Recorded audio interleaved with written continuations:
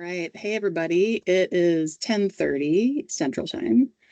So we're going to go ahead and get started here with our webinar. Thanks for joining us today. Welcome. Hi. My name is Sarah Goodeman. I'm a principal and practice lead here at BranchPattern, and we are thrilled to have you joining us for this special webinar, first US LEED V5 O+M Platinum feature of the Omaha office, where I am actually located right now. I'll be co-presenting today with Andres Rodriguez-Burns, who is Associate Principal. Next slide. And we have Stephanie Young with USGBC. She's Vice President of Client Solutions. So before we get started, a couple items.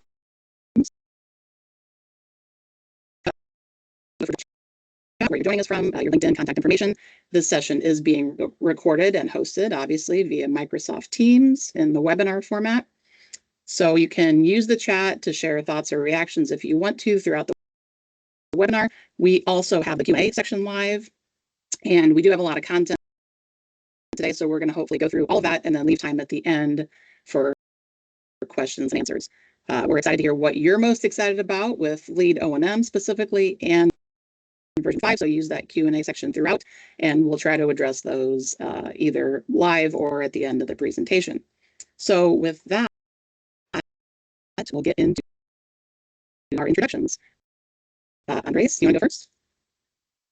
Sure. Thanks, Sarah. My name is Andres. Like Sarah said, I'm an associate principal at BranchPattern. I've been at BranchPattern for a little over 10 years. It was my first real world job, and I had actually the pleasure of working in our Omaha office for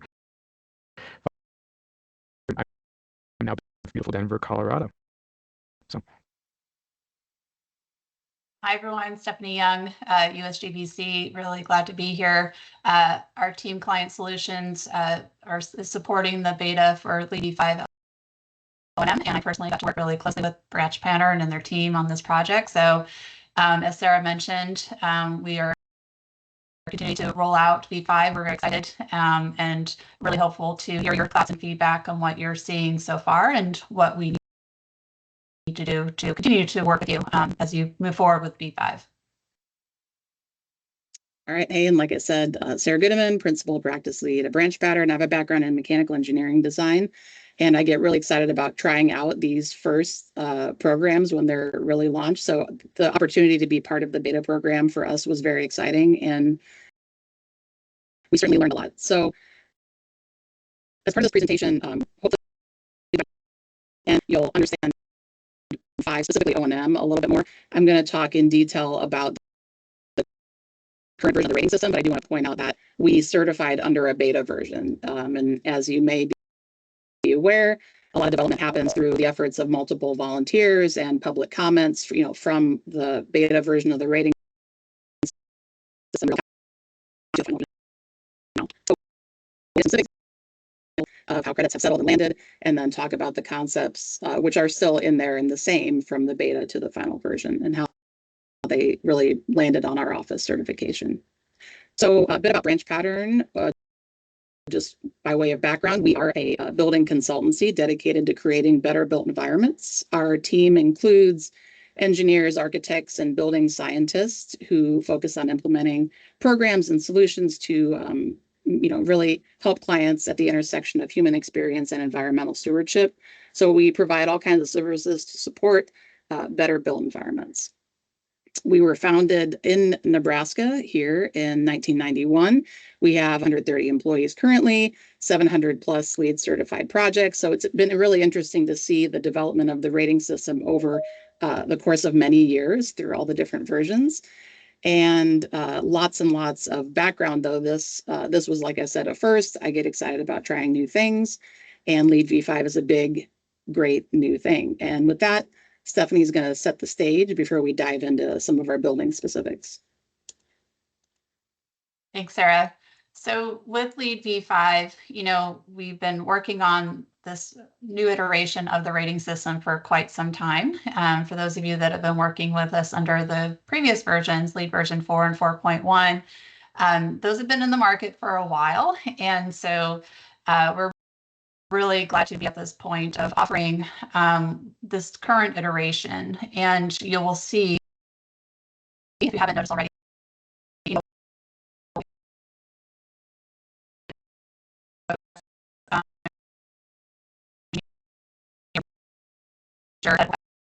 acceptable in our building landscape. We're resilient and promoting the wise and safe utilization of all of our systems. But again, we're being a lot more deliberate with ensuring that the strategies that we are including multiple.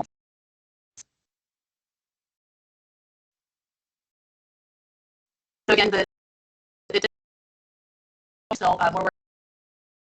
but we did launch a draft version of the O+M rating system back in 2023, and that is what spawned the beta process that we did for O+M.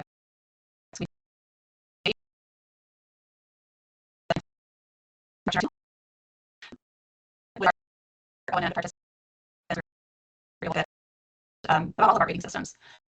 So we spent 2024 refining all of the rating systems. We did public comment. We did 2 rounds of public comment and received thousands of responses.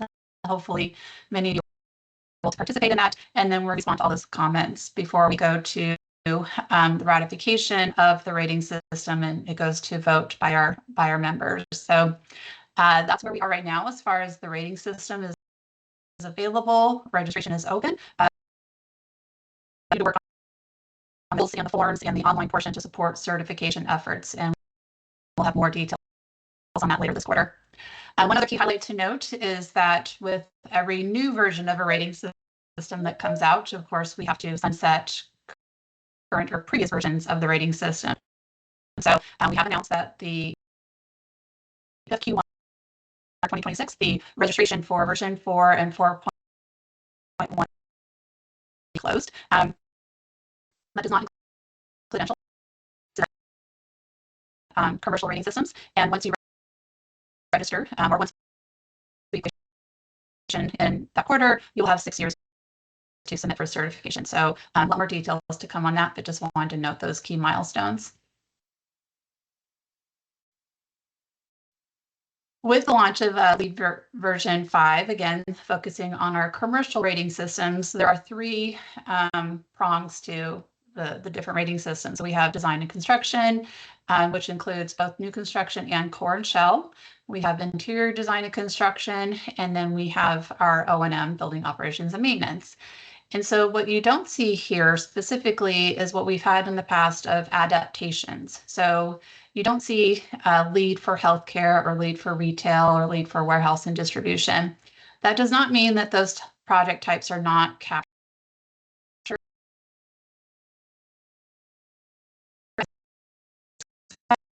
We've just gone away with having so many different versions or different adaptations of the rating systems and combine them in one. So a lot of those strategies that you've seen in the past are still there. They've just been updated to align with our V5 tenants, or we are going to be developing them as part of our project priorities, which is a new part of the rating system that I can talk about. But just wanted to be clear that we're not going away with certifying all sorts of different project types, just that guidance is now built into the applicable rating system. So focusing more about building operations maintenance, and I wasn't sure, is this Andreas or Sarah, did you guys want to talk about this, or? So this is, again, focusing on where we are with our roadmap, what we're trying to focus on with stewardship, and then of course the decarbonization, and really identifying actionable and transformational criteria to plan for improvement over time. We want to focus on the care of the building to help facility managers deliver a building that is resource efficient, of course, and then decarbonization. And, you know, decarbonization can mean a lot of things, and it can be defined in a lot of different ways. The way we define it are 3 main areas as far as decarbonization for operational of the building, the materials and body carbon, and then the transportation piece. So you will see that in many aspects of all of the rating systems and how that can be addressed. And again, it's not to say that those aspects haven't been included in previous versions, but now you have a more direct way to address those imperatives if that's what your goals are, and then also for you to illustrate and communicate to your own stakeholders on how you've been able to be successful in mitigating those issues. So our main impact areas that you will see within V5, of course, are decarbonization, quality of life, so that's the human health aspect of it, and the ecological conservation and restoration. So how are we using our resources, utilities, the natural environment? So just these are the three main pillars that you will see throughout all of the rating systems. And again, hopefully in alignment with a lot of the goals that you are trying to achieve when designing and operating your facilities. So we have the traditional scorecard in the V5. This is the overview of O&M. So the different credit categories have not gone away. Some of them have been built out more than others. So you'll see the first one, Integrative Process Planning and Assessment, or IP for short. One thing that you'll see in there that you've seen in the past is sort of current facilities requirements and O&M plan, but we've built this out and there are more prerequisites to include assessment. So ensuring that all of our projects are looking at resiliency and climate impact related issues. They're looking at the human impact of the facility and also the operations assessment. And even though these are all prerequisites, know that there is no minimum threshold that needs to be met with these. It's just a matter of ensuring that all of our project teams, if you're not already, are taking the thoughtful time to understand what are the potential impacts and therefore what are the potential opportunities to mitigate those impacts and reduce those impacts. It's just a way to, again, do those assessments. Those assessment tools are currently available, so you can start looking at those in our credit library, that hopefully be really thoughtful and insightful tools to help you understand where there might be other opportunities throughout the rating system and addressing those needs. And then the last one I'll just call out at the very bottom right, you'll see what I mentioned earlier, the project priorities. So this is what was previously known as innovation, regional priority credits, pilot credits. That's all now one category, and we've built out the number of points to provide some more flexibility, and we'll be building out even more of those strategies that might be more specific to those different space types that we had in previous adaptations. And then this is the exact same scorecard, but just with a different overlay and within those three pillars. So again, if you want to focus on decarbonization or quality of life or conservation, if you want to know which strategies align with those different impact categories, this is just another tool to help you understand where you might want to focus or what the expected outcomes might be. So the requirements are exactly the same, the credits are exactly the same, points and such. It's just a different framework for you to use, and hopefully a really helpful tool to understand what you're trying to achieve and how you've achieved it.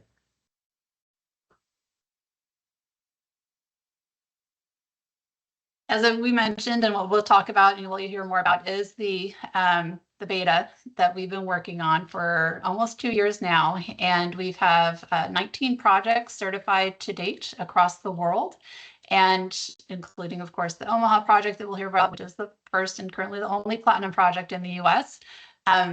But the beta has been extremely insightful to help us understand, what about the rating system was working, where do we need to make adjustments, and how does that inform the different tools that we have available or currently have available. So we've got everything from a small retail shop in Brazil to a large warehouse in Mexico City to one of the largest buildings in Asia.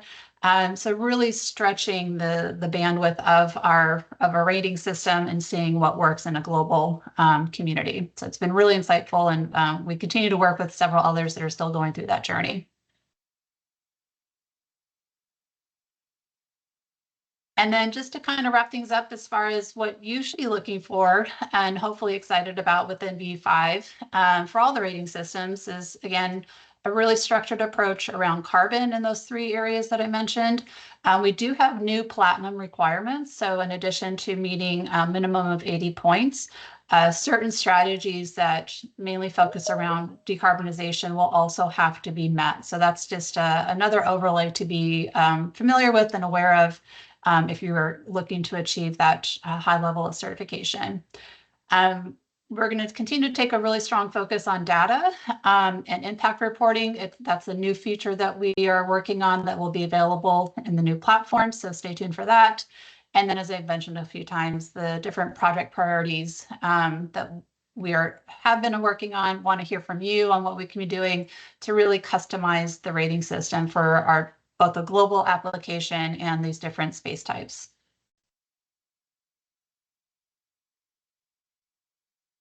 And then I've also, again, mentioned the new assessments in these 3 key areas. So more specifically, the human impact, where we're having a deeper understanding of the workforce and the supply chain and how your project will or could impact anybody that's going to be engaging with it. So it's not just those that are operating it, those that are occupying it, but others that are engaging and providing resources, materials, and the different touch points at the human element.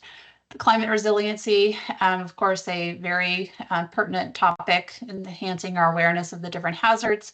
Unfortunately, there might be scenarios where fires, flooding are occurring at a higher rate.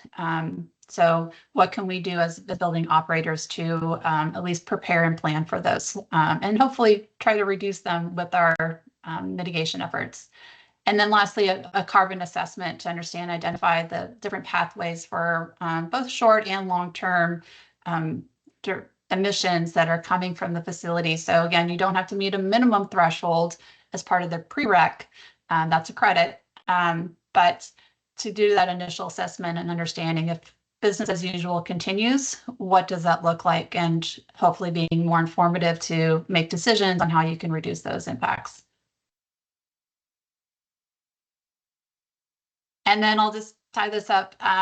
Really excited to get this new version of O+M out there to really improve the performance of our facilities while maintaining that pursuit of market transformation and leadership. But I'm going to turn this back over to Sarah and Andres to talk more specifically on how they were able to do that.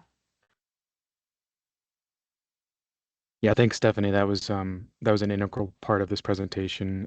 So thank you for that. And again, I'm here to kind of draw back the curtains a little bit on our office. I think it's pertinent to show a little bit where we came from and where we were going and how that impacted our certification pursuit. So I do feel acutely or professionally qualified to speak on the office, as I have worked there before, and Sarah's currently there. So we're going to show you just a quick video of the space, I think, on our next slide, just to get a little bit of a lay of the land. And this was taken by, I believe, drone footage. Hopefully it works here. It's kind of a cool little fly through.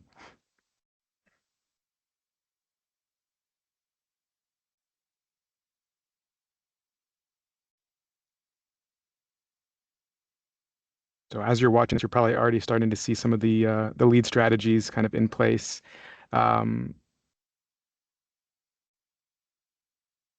then it should end with a little bit of an aerial shot above our office, showing the surrounding community as well.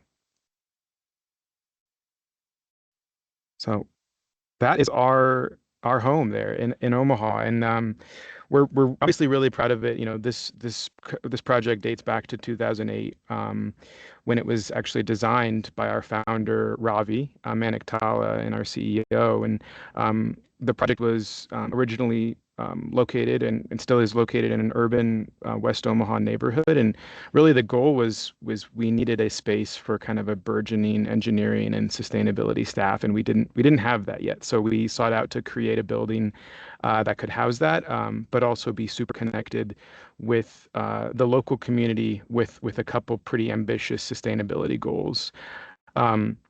as we sought out to design the space, we really needed the space to match our firm's ethos, and that's putting people and the environment at the center of everything we did. So we saw this space as really being a showcase or an embodiment of of that ethos. And if you want to switch to the next slide, Sarah, Ravi.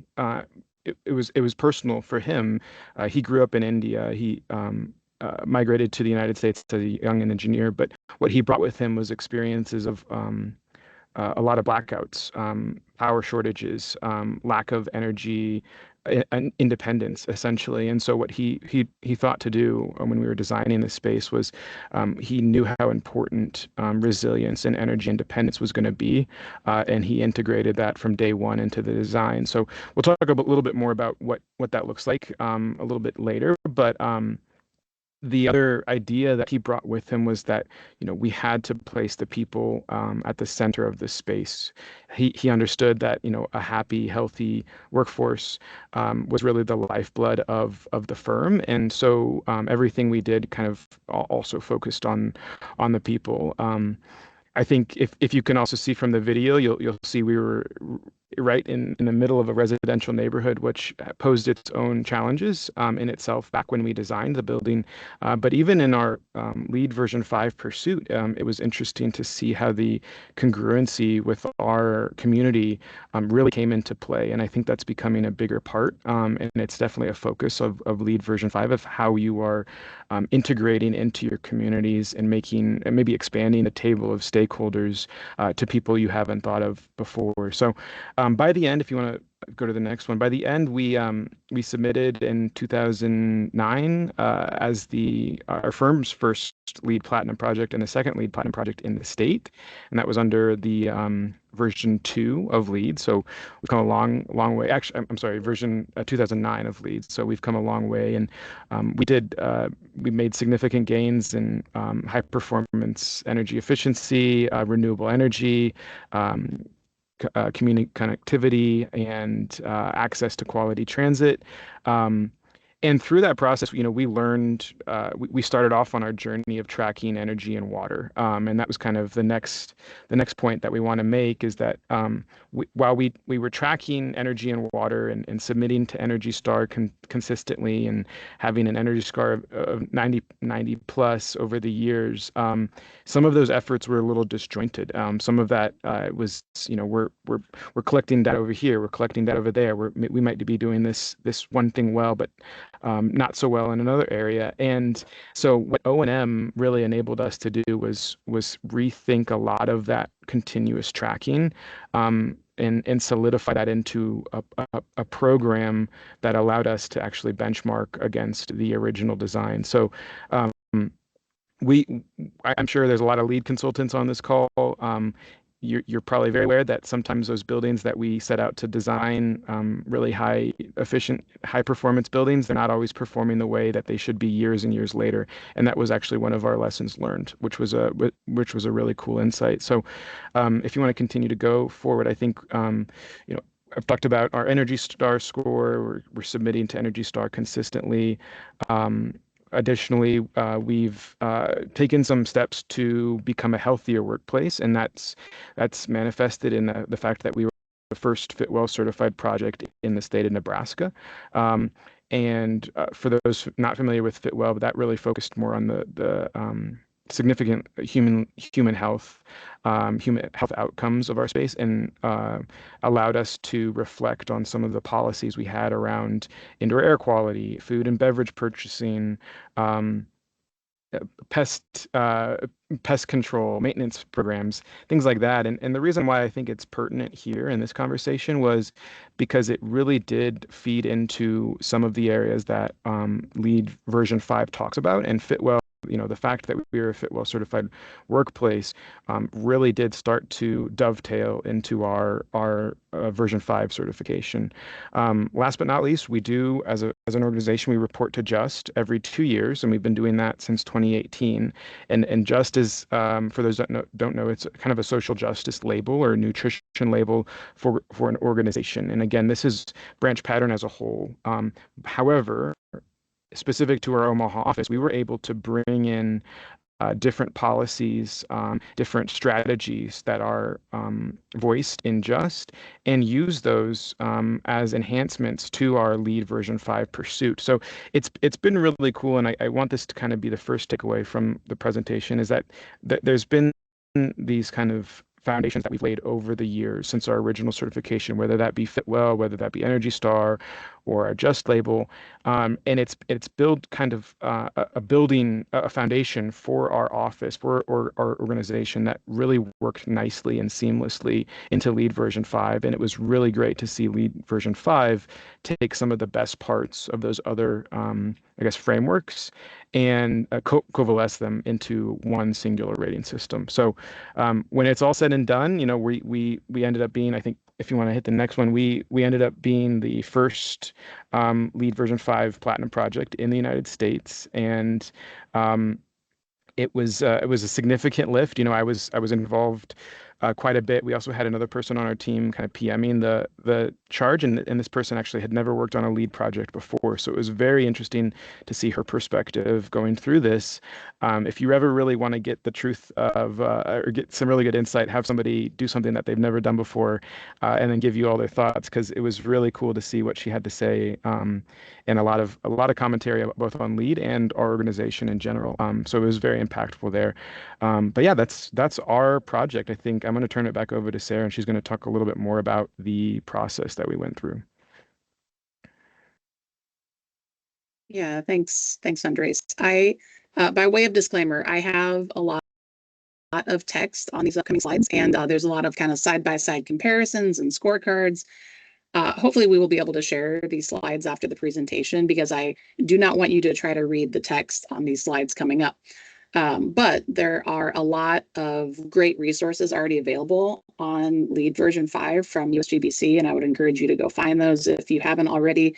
There's webinars throughout the course of the summer. The reference guides are available for free right now, and you can download kind of like these side-by-side comparisons for all the different rating systems that Stephanie walked through too. As part of our internal process, the first thing we needed to do was really get a lot of our policies in place and compared to the policies that we had written previously for Fitwel, the benchmarking we had done for Energy Star, work we had done for our Just label, and the original certification back in 2009.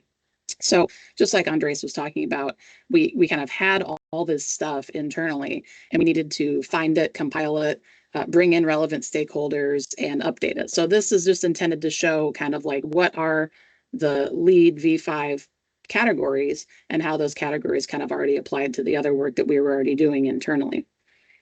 In terms of reporting frameworks for ESG reporting, LEED, Fitwel, and Just also all contribute to our annual ESG report and all the data that we roll up to that.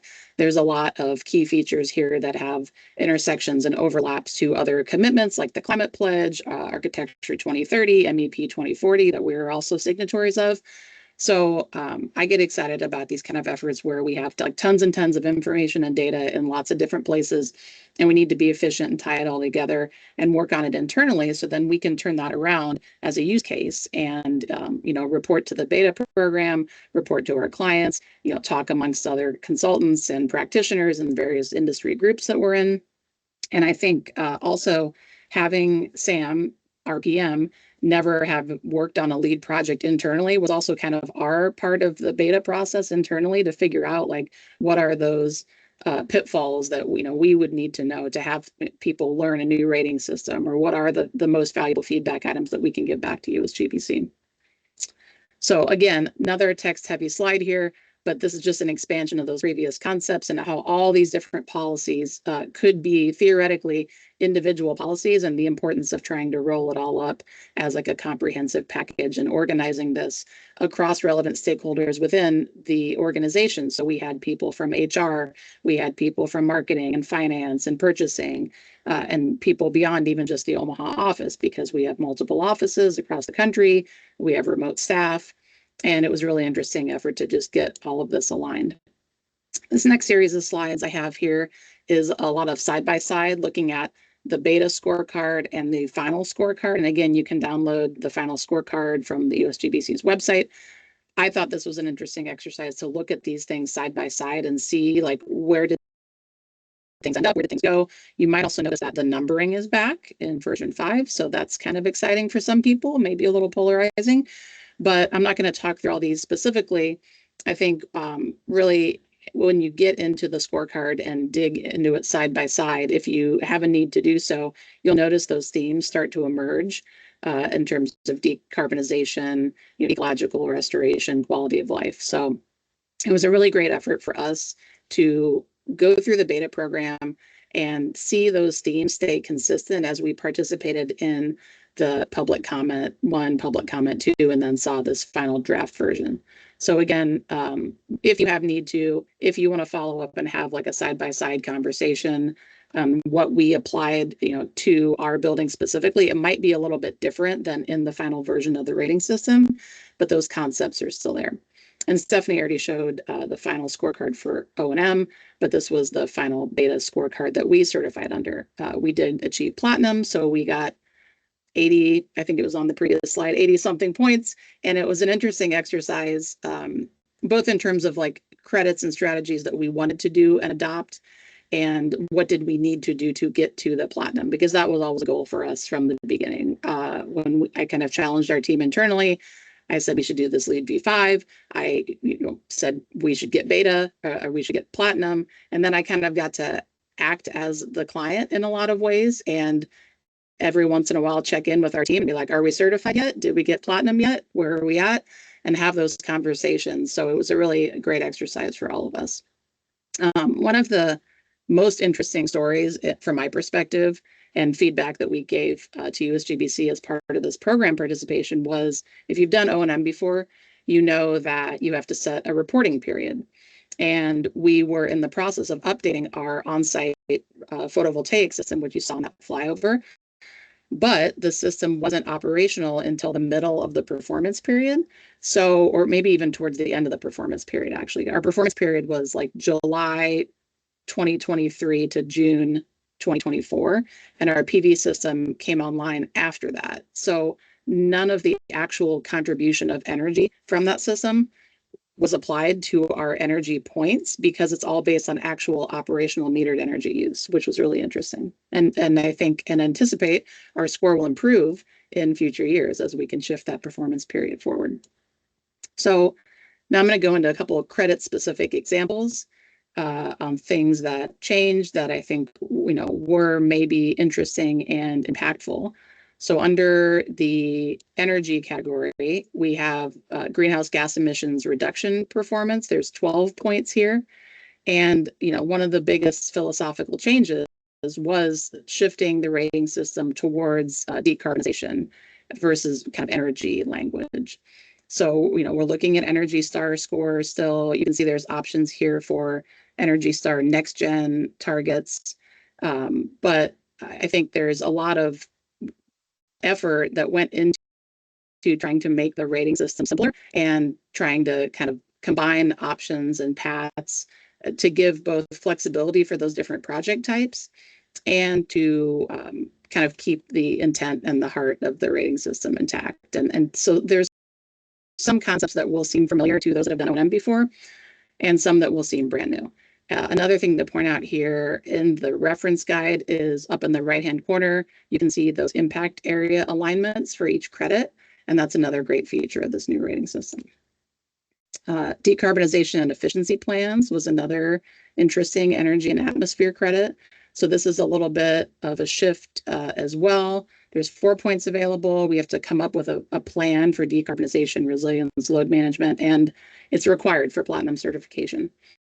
So I think having more information can make us more responsible building owners, consultants, designers, and operators of buildings. So knowing, if we need to meet BPS and decarbonization targets, like what is the pathway and how are we going to think proactively about that, is a really great opportunity.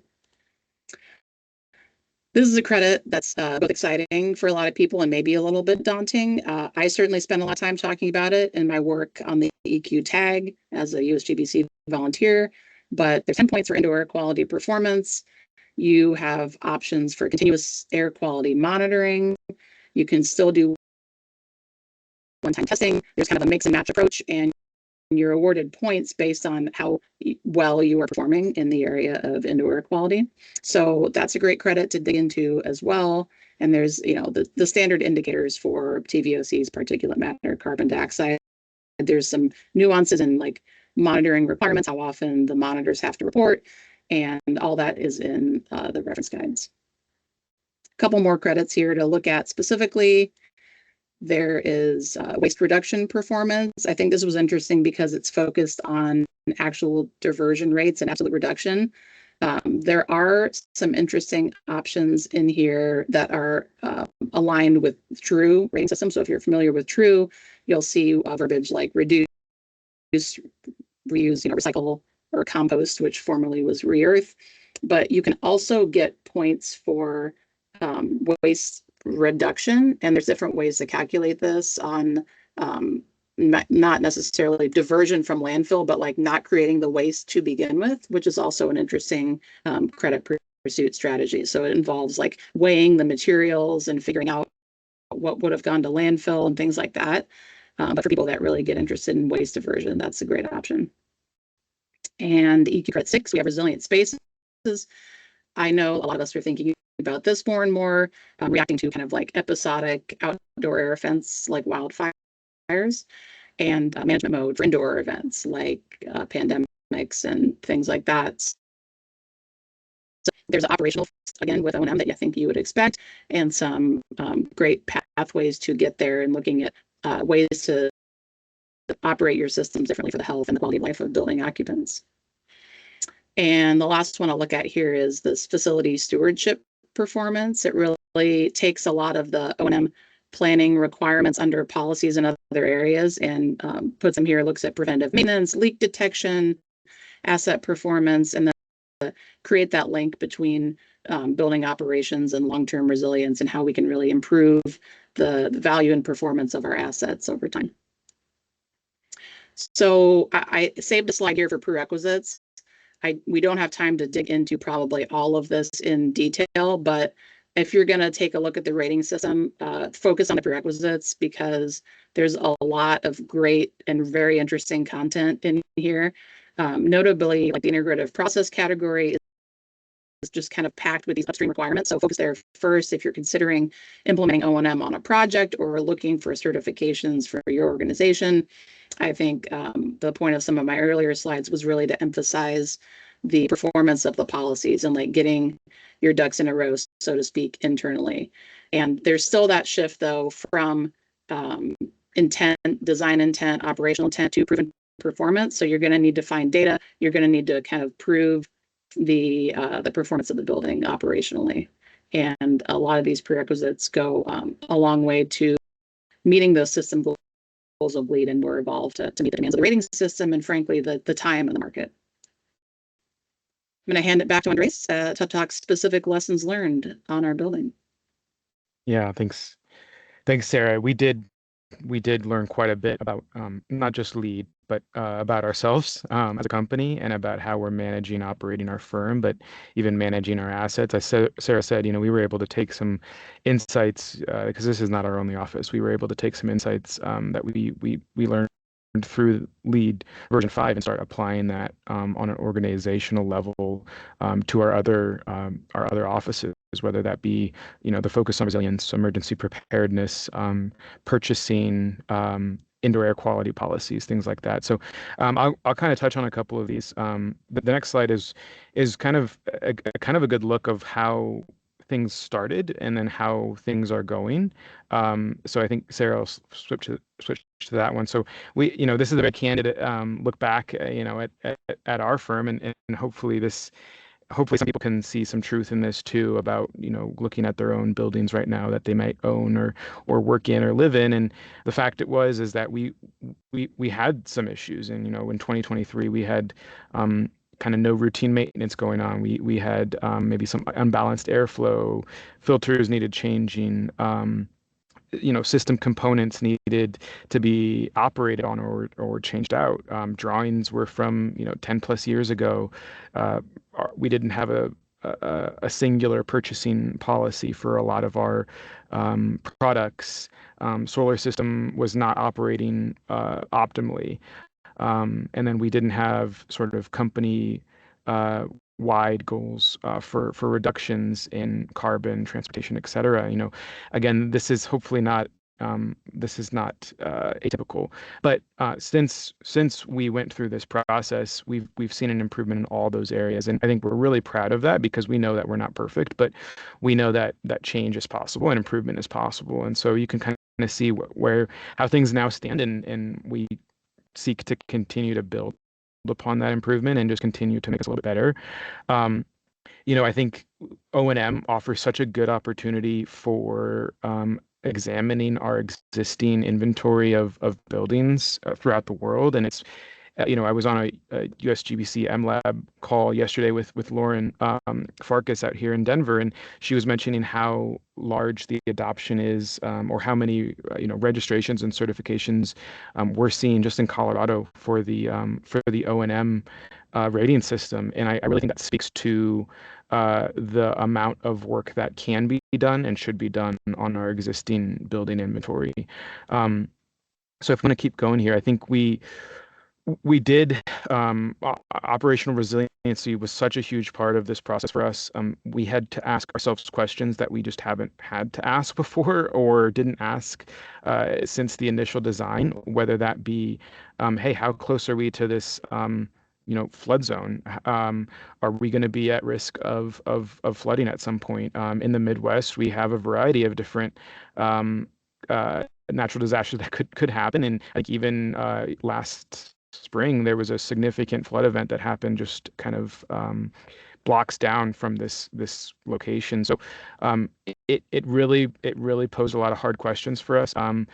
It did allow us to look at our refrigeration, and that was something that we hadn't done since the original design. Like, what kind of refrigerants are we using in our cooling systems, and then making sure that we had plans in place to address those 100-year events that maybe are not 100-year events anymore. So I think, if you want to continue, I think, we never really had net zero maybe in our vision when we first designed the building, but now we can safely say we are net zero. I think when we first started off, we just wanted a really low EUI, and that came in the form of several different design elements, which included high performance glazing, a super energy efficient envelope. I think we had insulated Fox block wall panels, insulated concrete, a geothermal heat pump system, so with an ERV, high efficiency lighting. So we kind of had all these design elements in place to get to a really low EUI. But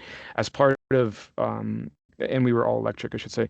As part of the LEED process, we then came about adding more solar, and then obviously offsetting our transportation, our commuters, our occupants' transportation emissions via carbon offset. So we can safely say now we're a little bit of a power plant. We are producing more than we consume at this location, and so we can safely say that we're net zero at this point. Didn't obviously get there alone, but I think it's important to highlight what Stephanie was saying earlier, that LEED Platinum has its own requirements now. It's not just an 80-point threshold, and so I feel like that's a testament to kind of upping the level or upping the game that LEED seeks with our platinum projects. They truly want to be these very high performing, best in the world projects, and you can see that there's those 4 now, I would say, prerequisites even to be in the ball game for platinum.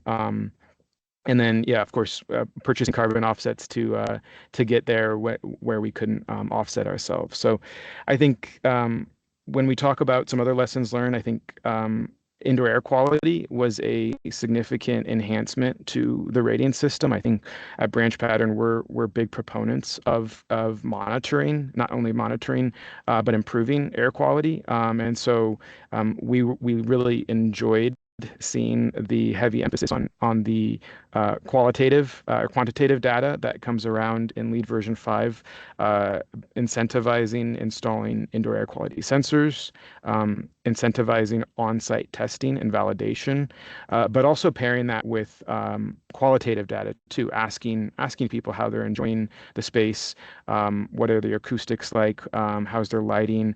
So I think you can't take those in isolation. You need both the data and also the people side, and we really capitalize on that just because that's part of what we believe as being a better future for our buildings.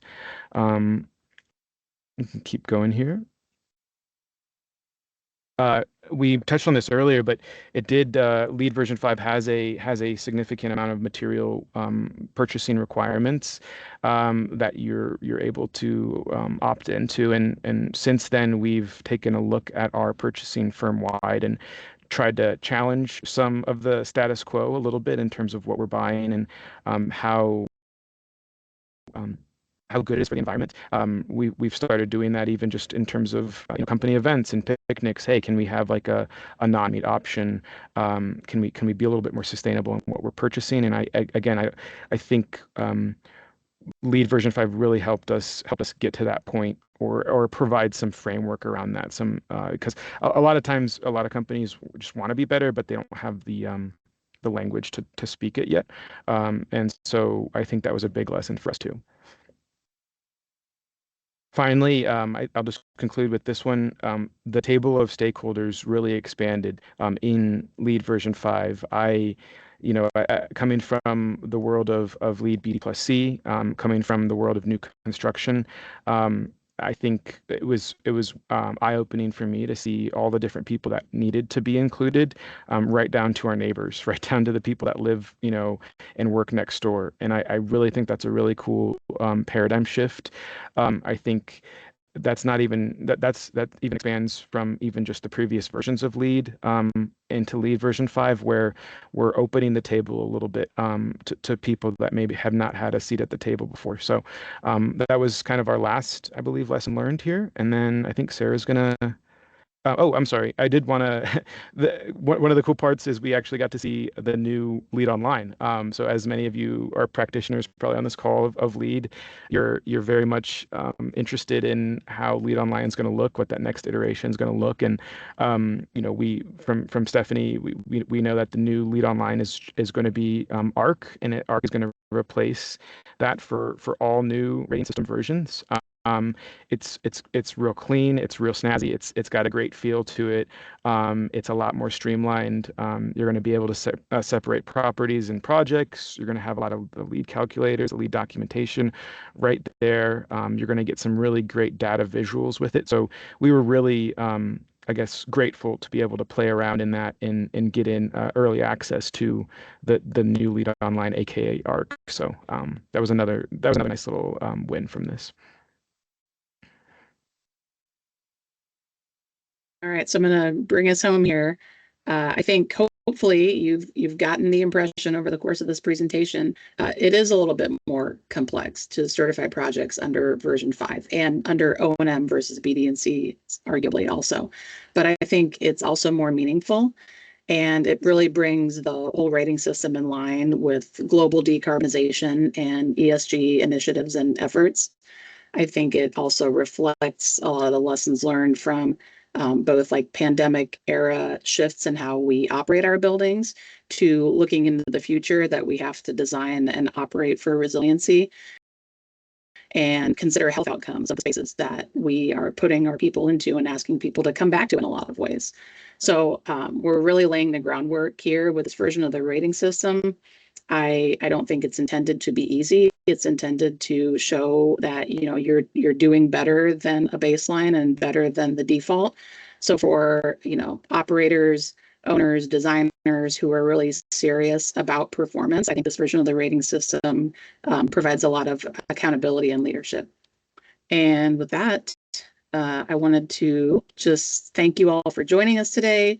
I hope the session gave some valuable insights. We'll be able to share those slides, and you can dig into some of the nuance between beta and the final version. Look at the references that are available from USGBC. There will be, I think, a feedback link on this coming through in the chat. So we'd love if you could take a couple minutes to fill that out. And thank you so much for your time here, your engagement. Thank you to my co-presenters and to the U.S. Green Building Council for their continued partnership with BranchPattern and support through all of this beta process. So with that, I think we'll do some Q&A. I've been seeing a lot of things happening in the chat. So I don't know if Grace or Caitlin is going to facilitate for us, or where are we at?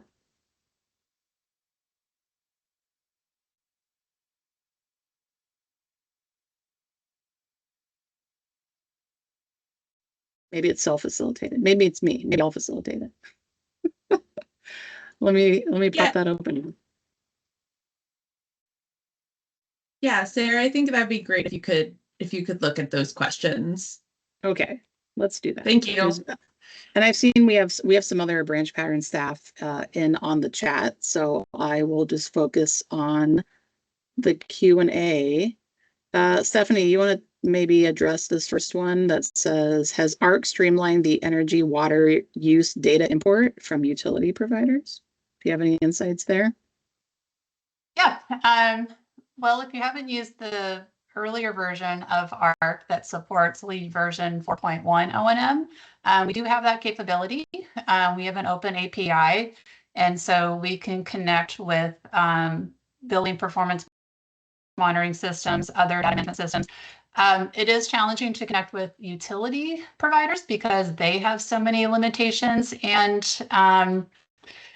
as you can imagine, barriers and fire safety walls. So that's really a challenge on the utility side of things. We do also have an open connection with Energy Star, the portfolio manager. So we are very open to openly connect with those that can share their data with us. All right, well, there were a couple other questions in the Q&A. I think you already addressed those live, but do you want to add to that or comment on those so everybody can hear and we'll capture in the recording? Yeah, I know there's a lot of questions as far as, when will certification, when will more tools be available? What about the exams? So all the information that we have available is in our Help Center content. So, and we always publish articles and announcements when major milestones are upcoming or have been achieved. So make sure that you have signed up for our newsletter or subscription on the V5 updates and use the Help Center content. But in general, the LEED V5 exams will be available next year.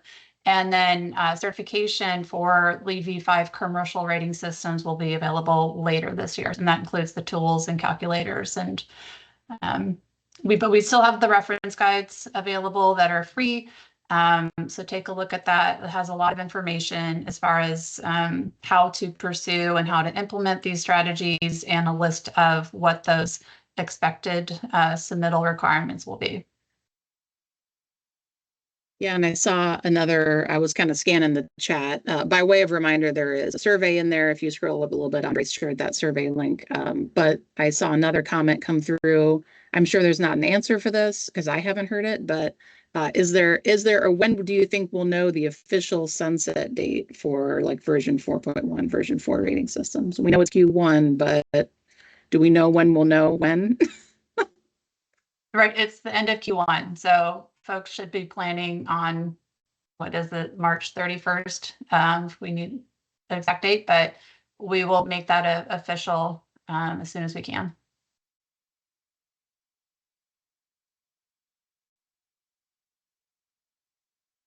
All right, Andres, anything you want to add that you didn't get to? Maybe I know we were a little rushed for time feeling, but concluding thoughts. No, I mean we had another question come in kind of right there. We achieved platinum and mentioned that other beta projects have achieved platinum. I think Stephanie, that's correct.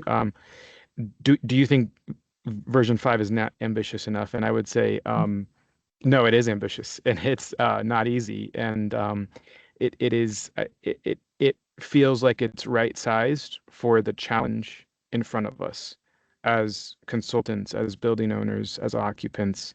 It feels proportionate to what needs to be done. I think it's a upgrade, and it's going to feel potentially like an upgrade to a lot of people. But I've said this on calls before. I think we are, as an industry, built to do hard things. I think we have to, and we have to respond with a lot of vigor and intentionality, given the way the world is right now and given what's ahead of us. And so I think it is ambitious enough, and I think you'll see projects succeeding at a variety of different levels, from just certified to platinum, and those all need to be recognized. And platinum platinum may be great for one organization or client, but other organizations and clients may just need to get on base and start their LEED journey somewhere. And I think version 5 does a good job of that. Well, Andre, since you're off mute, do you want to add, if you could give one piece of advice to a team starting a LEED V5 O+M project today, what do you think that would be? Yeah, I think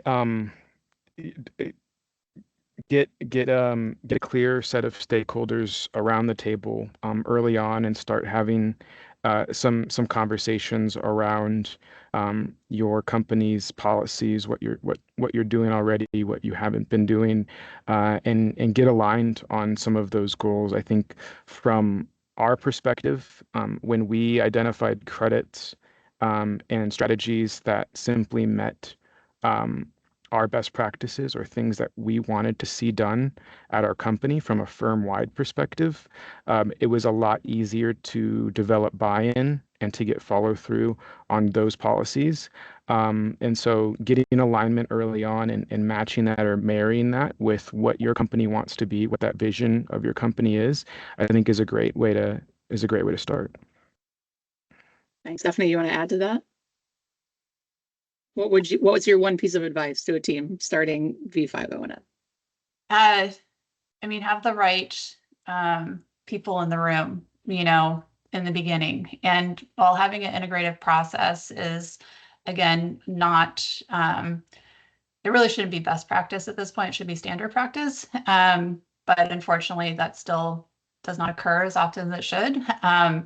But honestly, we did have some projects that pulled out of the beta because they didn't have they didn't have the owner on board. They didn't have their team really in alignment. So it really wasn't about the requirements per se. It was just they weren't ready and prepared. And that's understandable. And that's why we're keeping V4 and 4.1 open for a little bit more time. But start learning now, start really going through that scorecard and understanding what are your intents, what are your goals, and is everybody in alignment with those goals? Yeah, I think I would add to that, existing buildings are really the opportunity. Like there's so much opportunity in existing buildings, and I think getting all of your baseline information together to begin with is really the important first step. Like we as a world, I believe, don't know enough about how our buildings are operating currently, and there are some moves and locations that maybe mandate that a bit more. But if you are in a position as even an occupant of a building, there is more that you could learn about your space, and then help educate others about the places that we work and sleep and play and breathe and live in. I think that's really important to just kind of raise our collective knowledge about our existing buildings. We have a couple minutes left here. Maybe we'll add one more question, which I don't know if I'm interpreting it correctly, but in terms of complexity and time, based on your experience with this project, how much do you think it has increased, like maybe in percentage terms, compared to LEED v4.1? So maybe as a percentage, how much more challenging do you think version 5 is? Or how much, you can interpret how you want to maybe answer that question, compared to version 4.1. I imagine that's directed at me, and I'll speak on that quickly. Well, again, you have to take this with a grain of salt of it being a beta program, of us going through it for the first time. You know, I would say maybe 40 to 50% increase of time over a previous version 4.1 project. It's just a rough estimate. There was a significant amount of, you know, back and forth with the USGBC. I would expect that to come down as even naturally, since we've graduated from the beta program into the actual, you know, graduated program. And I would expect that to come down with the release of more resources and examples and, you know, forums, lessons learned that are just naturally going to come with version 5. So I would say, yeah, but definitely budget a little bit more time. And that's maybe an answer to Amanda's question too, is definitely budget a little bit more time when you're kind of first projecting your LEED version 5 projects. And then hopefully it'll just incrementally get a little bit easier every single time. And then to Amanda's question, I think, you know, I think this was about a 6-month process, 6 to 8 month process with a, you know, a dedicated team. We had a PM, we had a project executive, we had a, you know, a client that served like Sarah. And so, you know, that PM was working on it consistently every week for, you know, 5 to 6 months. So. Yeah, and I will say we had a lot of other staff here in the Omaha office specifically work on this project, and I know we are at time, but we are continuing to roll out case studies and resources and some of the side-by-side, like version 4 to version 5 comparisons over the course of the year. I know I mentioned, and there will be a lot more from USGBC at Greenbuild, but for today, we will conclude this webinar. And once again, I just wanted to thank everybody for joining us. Have a great day.